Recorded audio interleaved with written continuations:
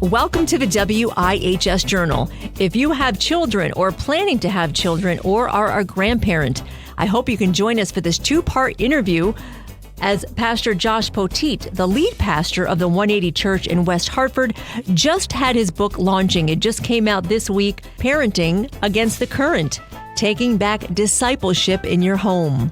Join us today for part one.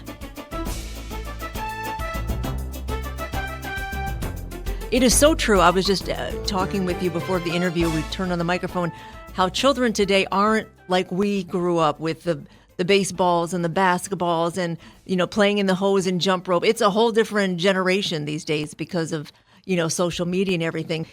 Building relationships for strengthening family, what are some practical ways that parents can incorporate this into their daily life? I think one of the challenges, Anissa, is that there is a current in this world that is pulling not just kids, but pulling parents away from the call of who they're created to be. And so the tension for me has always been, as a parent, we're just trying to survive like half the time. Like we just try to keep our head above water. Like, how do I get by? And that leads us to just tread water. The problem with treading water is if there's a current, the current has you. Yeah.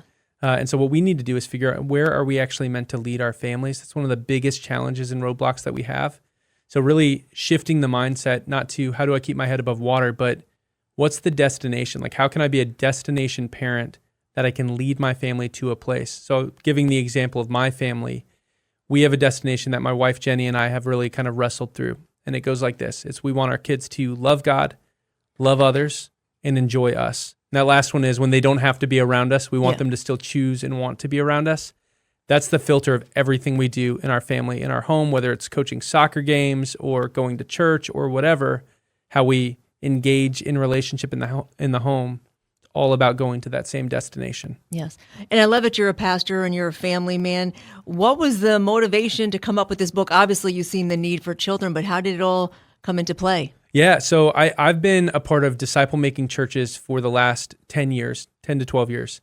And every time I'm engaging with parents, I hear kind of the same thing of, hey, we've got adults discipling other adults, raising them up into maturity, stepping into the call that God has for them.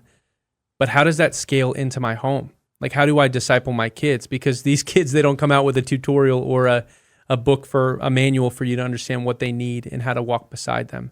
And so that led me and my buddy Matt Nations, who co-authored the book, to really dive into, well, what are some practical steps in Scripture that we can scale into the home, use what Jesus modeled, and do it in a way that's practical. It's not this heady, theoretical thing. It's something that every home can engage in practically. And so that was the heart and hope of this book. And how can parents get, a lead of spiritual leaders in the home? And how do parents do that? I think wrapping our heads around, that's really the first chapter of the book, of being a spiritual leader starts with you leading yourself. And I would actually be more specific. It's not so much leading yourself as following Jesus. And so the question being, how are you in your walk with Jesus? Because I am leading my kids to where I am. Whether I'm doing it intentionally or not, they are watching and they are following, which means that leading my family starts with my own walk with Jesus. How's my time with him? How am I doing engaging in the word? How am I doing engaging in humility and listening to the call that he has on my life and inviting my family into that? That's step one in spiritual leadership. That's true for pastors. That's true for family leaders. That's true for you in the workplace. Where are you? That's great. And of course, you being a pastor, what do you think the biggest challenges are in the church when it comes to children and teens when you see that? The biggest challenges? Yeah, I think one of the biggest challenges is that parents struggle to engage with their kids in theological ways. Partly because we're not always as far along as we could be. But the other piece is trying to scale it to our kids. Like, for instance, most parents know what the word forgiveness means, but can they explain that to a 5-year-old? Like, most would really struggle with that. There are all these different churchy words that we use that our kids have no clue what they mean, and they're working off of definitions that we don't even know how to explain to a child. And so that's one of the things that families really need to engage in, is how do we make not just church words, but Scripture practically accessible for kids. Something that we do in our home, it's called anchor statements. Okay. And taking Scripture, so a biblical foundation, but making it shorter and memorable for kids so that they can latch onto it. So a couple examples being like our 7-year-old, there's 2 that have been coming up a lot. It's courage takes practice, which we get from Joshua 1:9.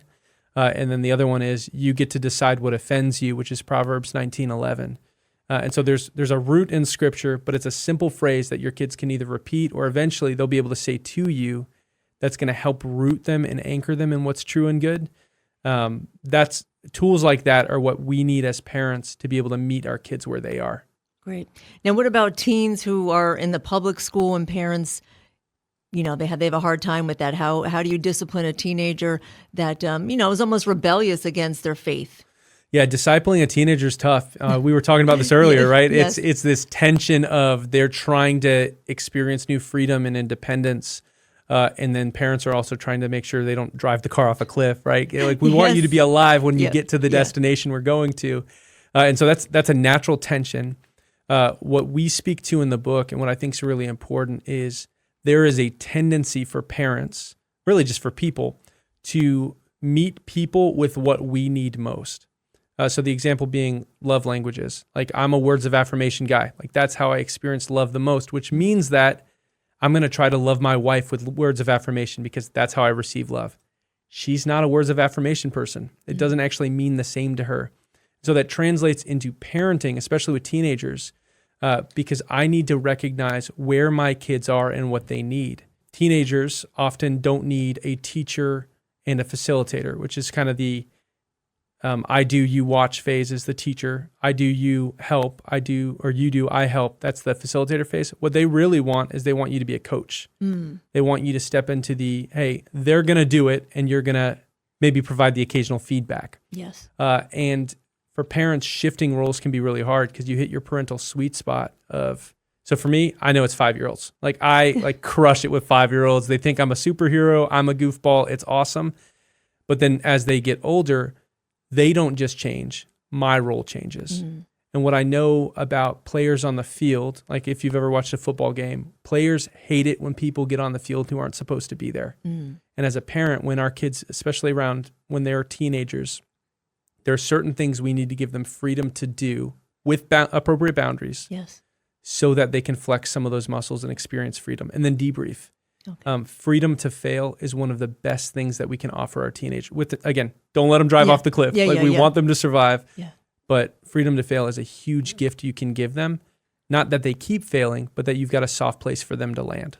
That is awesome. Well, if you're tuning in right now to this interview, we have a pastor here in the WIHS studio, Pastor Josh Poteet. He is a lead pastor of 180 Life Church. We are talking about this amazing book. It's called Parenting Against the Current, Taking Back Discipleship in Your Home. And I love the cover of the book. I love it that it's a family and dogs in the boat out in the water, and just a great analogy how God is. He takes us on this journey, and that's what it is, being a parent on a journey. So tell us a little. I know that you're a lead pastor, and tell us a little bit about your children and their ages. Yeah, so I have my bride. We've been married for about 10 years, and then we have 2 kiddos. We've got a 7-year-old daughter who is the most empathetic person I know, like just meets people with compassion, needs extreme gentleness, which I'm not a gentle human being, so it's a learning process for me.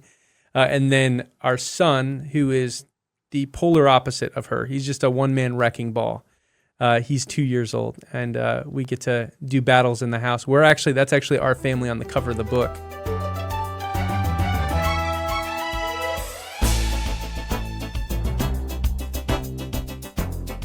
Okay, well, that is part 1 of a 2-part interview. You'll have to join us on Friday to hear the conclusion of part 2. Once again on the broadcast with us was Pastor Josh Poteet of the 180 Center in West Hartford. His book just launched this week, out on the market for those parents, grandparents, or those of us who want children.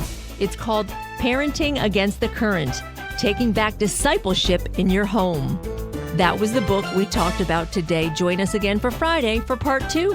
I'm Anissa Porticelli for News and Public Affairs.